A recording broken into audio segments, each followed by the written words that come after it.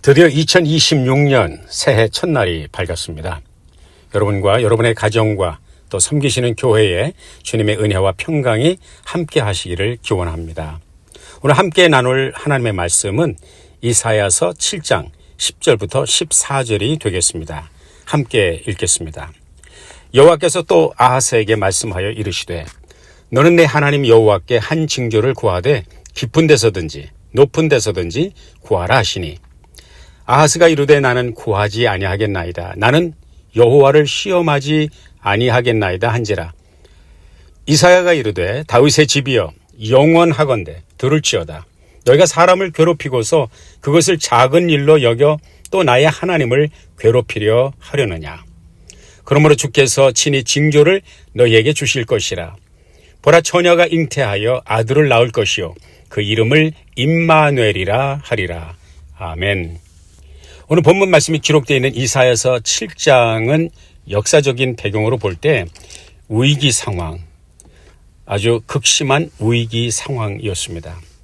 유다 왕 아하스는 북왕국 이스라엘과 아람의 연합 공격 앞에서 거센 바람 앞에 요동치는 숲처럼 백성들과 함께 그 마음이 몹시 흔들리고 있었습니다.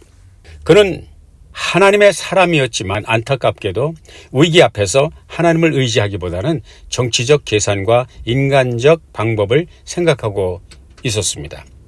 구체적으로 아수르의 도움을 요청하려고 하는 그런 마음을 굳히고 있었죠. 이 상황 속에서 하나님은 이사야를 통해서 은혜로운 제안을 하나 하십니다. 너는 내 하나님 여호와께 한 징조를 구하라. 이 말씀을 하시는 하나님은 아하스의 마음을 떠보시기 위해서라기보다는 그 징조를 정말로 허락하실 그런 마음을 갖고 계셨습니다. 그때 아하스는 이렇게 말하죠. 나는 구하지 아니하겠나이다. 여호와를 시험하지 아니하겠나이다. 주 너희 하나님을 시험하지 말라고 하신 하나님의 명령으로 본다면 참 좋은 믿음, 참 겸손같이 들립니다. 그렇지만 아하스의 이 말은 믿음의 겸손이 아니라 불신의 핑계에 불과했습니다. 이미 그는 마음속으로는 하나님이 아닌 다른 길을 선택해 놓은 상태였고, 그래서 그는 하나님의 징조 같은 것에 관심이 없었던 것이죠. 그는 하나님을 신뢰하지도 않으면서 겉으로는 겸양의 언어로 그의 불신과 불순종을 포장했습니다. 그러니까 하나님을 시험하지 않겠다고 한 말은 사실은 하나님을 믿지 않겠다는 선언과 다를 바가 없었던 것이죠. 그런데 여기서 이사야는 우리의 이해와 기대를 뛰어넘는 하나님의 사랑의 의지를 드러내고 있습니다. 오늘 본문 14절에 보면 그러므로 주께서 친히 징조를 너희에게 주실 것이라. 이 징조가 무슨 징조예요? 보라 처녀가 잉태하여 아들을 낳을 것이요 그의 이름을 임마누엘이라 하리라.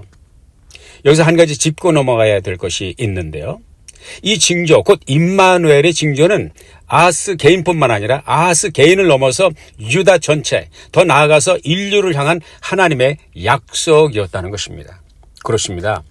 인간의 불신과 배신에도 불구하고 하나님은 자신의 사랑의 의지를 굽히지 않으셨을 뿐만 아니라 그의 구원 계획을 결코 포기하지 않으셨던 것입니다. 이 예언은 그 당시에는 온전히 이해되지 않았지만 수백 년 후에 우리 주 예수 그리스도께서 동정녀 마리아의 몸에서 탄생하심으로 말미암아 완전하게 성취된 거죠. 남자를 알지 못하는 처녀의 몸에서 아기가 탄생했다는 것. 그것은 인간의 방법으로 불가능하죠. 세상의 상식과 논리로 해석될 수 없는 기적 중에 기적이었던 것입니다. 임마누엘, 하나님이 우리와 함께 계시다고 하는 이 선언은 말에 머물지 않고 예수 그리스도의 탄생이라고 하는 실제 사건이 되었을 뿐만 아니라 신실하신 하나님의 사랑의 계획은 그렇게 완벽하게 성취되었던 것입니다. 본문의 말씀은 오늘 우리에게 이렇게 질문합니다. 우리는 위기 앞에서 아하스처럼 내 방식대로 답을 정해두고 하나님께 형식적으로 나아가고 있지는 않은가?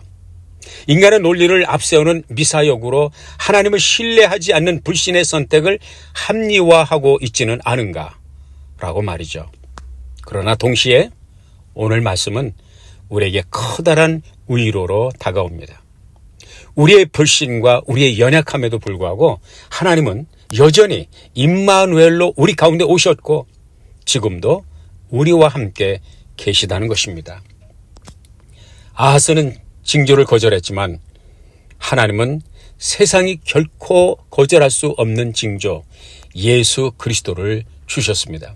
우리는 이 아하스를 쉽게 비판하지만 사실 그 모습은 오늘 우리의 모습과 크게 다르지 않다고 봅니다. 믿음이 연약해질 때가 있고 기도는 하지만 이미 마음속으로는 다른 길을 계산하고 있고 하나님을 신뢰한다고 입으로 말은 하면서도 실제 선택은 인간적 감정이 이끄는 방향으로 나아갈 때가 있지 않습니까? 그럼에도 불구하고 하나님은 여전히 신실하신 하나님, 여전히 사랑의 하나님이십니다. 아하스가 거절했음에도 불구하고 일방적으로 약속을 주셨고 이스라엘이 원망했음에도 불구하고 사막에 길을 내셨고요. 그 백성이 하나님을 시험했음에도 불구하고 반석에서 물을 내셨습니다. 그러기에 오늘 우리가 붙들어야 할 신앙의 고백은 바로 이것입니다. 주님, 이해되지 않아도 다 알 수 없어도 주님이 우리와 함께 계심을 믿습니다. 주님, 제 믿음은 연약하지만 주님은 신실하심을 믿습니다. 눈에 보이지 않아도 머리로 이해되지 않아도 임마누엘의 하나님과 함께 걷겠습니다. 이 고백으로 2026년 한 해를 열고 이 고백으로 한 해를 아니 더 나아가 평생을 살아가는 여러분 되시기를 주의 이름으로 축복합니다. 기도하겠습니다. 주님, 오늘 주신 말씀을 마음에 새기고 신실하신 하나님을 믿고 따르는 이 한 해 그리고 우리의 평생이 되도록 이끌어 주옵소서. 예수님의 이름으로 기도합니다. 아멘.